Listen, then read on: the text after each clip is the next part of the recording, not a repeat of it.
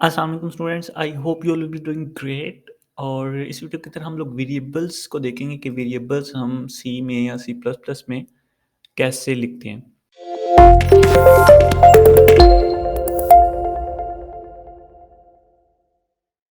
सबसे पहले तो मेरे पास एक फ़ोल्डर है, इसके ऊपर मैं राइट क्लिक करके इसको विजुअल स्टूडियो कोड के साथ ओपन कर लेता हूँ। लास्ट टाइम हमने जो चीज़ पढ़ी थी वो अपना डेवलपमेंट एनवायरनमेंट सेट करना देखा था और उसके लिए हमने डेव सी प्लस प्लस का यूज़ किया था।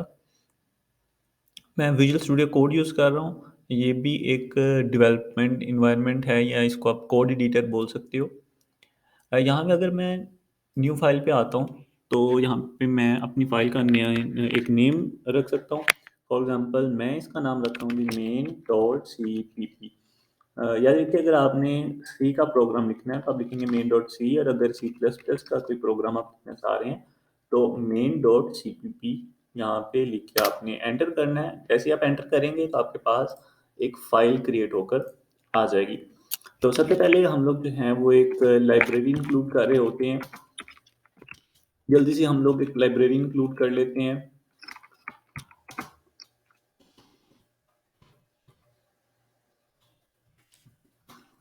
और यूजिंग नेम स्पेस एसटीडी, ये नेम स्पेस है एक जो हम लोग ऐड करते हैं शुरू के अंदर, और यहाँ से हमारा मेन फंक्शन स्टार्ट हो जाता है। ये कुछ बॉयलरप्लेट कोड है, इसको मैं फ़िलहाल के लिए रिमूव कर देता हूँ।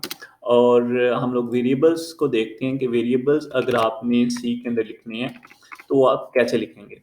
तो सबसे पहले वेरिएबल लिखने के लिए हम लोग वेरिएबल का नाम रखते हैं और इसको असाइन कर देते हैं कोई भी वैल्यू। फॉर एग्जांपल वेरिएबल का नाम मैंने रखा है ए और इसको हमने 1 असाइन कर दिया, जिसका मतलब ये है कि मेमोरी के अंदर एक बॉक्स ही रिज़र्व हो जाएगा जिसका नाम होगा ए, और उसको वैल्यू हो जाएगी जो 1 है उसको वैल्यू असाइन हो जाएगी। अब 1 चूँकि ये एक इंटीजर नंबर है, तो इसीलिए हमें क्या करना पड़ेगा, हमें हमारे जो कंपाइलर है उसको ये बताना पड़ेगा कि हम लोग जो है ये इंटीजर नंबर एक स्टोर करवाना चाह रहे हैं मेमोरी के अंदर। ये जो चीज़ है अ, ये आपका एक वेरिएबल क्रिएट हो गया। अब इस वेरिएबल को प्रिंट करना है तो सी के अंदर प्रिंटिंग के लिए प्रिंटफ की स्टेटमेंट यूज़ होती है। हम क्योंकि सी प्लस प्लस को यूज़ कर रहे हैं यहाँ पे, तो सी प्लस प्लस में प्रिंटफ की स्टेटमेंट नहीं है। प्रिंटफ की स्टेटमेंट को सी प्लस प्लस के अंदर सी आउट की स्टेटमेंट से रिप्लेस कर दिया गया है।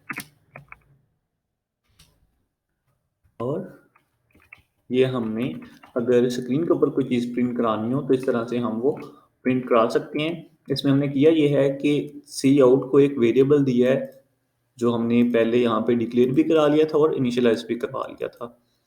और यहाँ पे ये अच्छा, ये जो ऑपरेटर्स हैं इनको स्ट्रीम इंसर्शंस ऑपरेटर कहा जाता है। और यहाँ पे हमने जो है ये लाइन को एंड कर दिया है। डेव सी प्लस प्लस के अंदर क्या था, कुछ बटन्स दिए हुए होते थे आपको, उन बटन्स के ऊपर आप क्लिक करते थे तो आपका प्रोग्राम कंपाइल हो जाता था और रन भी हो जाता था। यहाँ पे क्या है कि यहाँ पे आपको एक टर्मिनल ओपन करना पड़ेगा, न्यू टर्मिनल। और यहाँ पर आपको एक कमांड टाइप करनी पड़ेगी जो क्या करेगी कि इस प्रोग्राम को कंपाइल करके देगी। मैं सबसे पहले तो यहाँ पर वो कमांड टाइप कर लेता हूँ, और वो जो कमांड है उसमें जीसीसी, ये हमारा कंपाइलर है जीसीसी कंपाइलर, और यहाँ पे main.cpp ये हमारी फाइल का नाम है जो हमने बनाई है। और यहाँ पर मैंने लिखा है dash lstd C plus plus. ये जो है C plus plus standard library के अंदर हमारा जो फंक्शन है वो डिफाइन है सी आउट का, तो हम लोग वो लाइब्रेरी यहाँ पे लिंक कर रहे हैं। देन हम लोग कह रहे हैं डैश आउटपुट के आउटपुट करो, और ये वो वाली फाइल है जो हमें आउटपुट में मिलेगी। यहाँ पे कोई भी आप अपनी मर्जी से नाम दे सकते हैं, जैसे आउटपुट फाइल। और जैसे आप एंटर करेंगे तो आपके पास एक नई फाइल बनकर यहाँ पर आ जाएगी। ये आपका कंपाइल हुआ वो वर्ज़न है आपके कोड का। अब हमारा कंप्यूटर चूँकि कंपाइल हुई हुई चीज़ों को समझता है, तो ये आपका वो कोड है, इसको चलाना कैसे है? चूँकि हमारी करंट डायरेक्टरी के अंदर पड़ा हुआ है डॉट स्लैश आउटपुट फाइल करेंगे तो एंटर करेंगे तो आपका आपकी आउटपुट है ये आपको स्क्रीन के ऊपर शो होना स्टार्ट हो जाएगी। तो इस तरीके से कमांड लाइन को यूज़ करते हुए भी आप क्या कर सकते हो, आप अपना सी का प्रोग्राम कंपाइल कर सकते हो और उसको चला भी सकते हो। इसमें एक चीज़ का आपने ख़्याल रखना है कि मेरे पास जो सी प्लस प्लस का कंपाइलर है वो पहले से इंस्टॉल हुआ हुआ है। अगर आपके पास कंपाइलर नहीं होगा, तो आपका ये जो प्रोग्राम है वो कंपाइल नहीं होगा। विंडोज़ के ऊपर कंपाइलर ऐड करने के बाद आपने पाथ ऐड करना होता है, तो मेक श्योर करें कि आपने कंपाइलर इंस्टॉल करने के बाद आपके जो एनवायरमेंटल वेरिएबल्स हैं, उनके अंदर आपने अपना पाथ सेट कर लिया है कंपाइलर का। देन जो है वो आप जीसीसी कंपाइलर को कमांड लाइन के ऊपर यूज़ कर सकेंगे।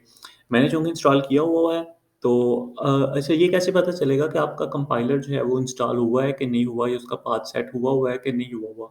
आपने लिखना है जीसीसी डैश वी एंटर करेंगे तो आपको पता चल जाएगा कि आपका जो कंपाइलर है वो इंस्टॉल हुआ। अगर तो आपके पास इस तरह की कोई आउटपुट शो होती है तो इसका मतलब ये है कि आपका जो कंपाइलर है वो इंस्टॉल हुआ हुआ है, उसका वर्जन जो है वो 9.3.0 है और ये आपका सिस्टम है।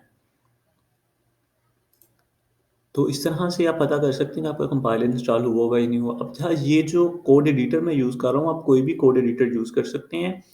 फॉर एग्ज़ाम्पल अगर इसको मैं बंद कर दूँ और यहाँ पर मैं आऊँ, ये 2 फाइलें हमने क्रिएट की थी, open with visual studio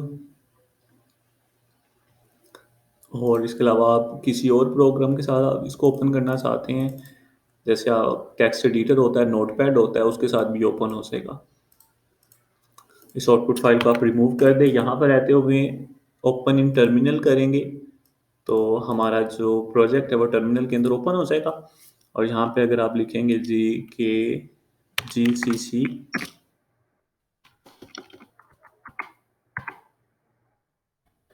GCC main dot CPP, आगे हम लाइब्रेरी लिंक कर रहे हैं, फिर आउटपुट फाइल बता रहे हैं कि उसका नाम क्या रखना है, एंटर करेंगे, आपका प्रोग्राम कंपाइल होकर आउटपुट फाइल यहाँ पे आ गई है, डॉट स्लैश करेंगे, आउटपुट फाइल करेंगे तो आपका प्रोग्राम जो है ये चल गया।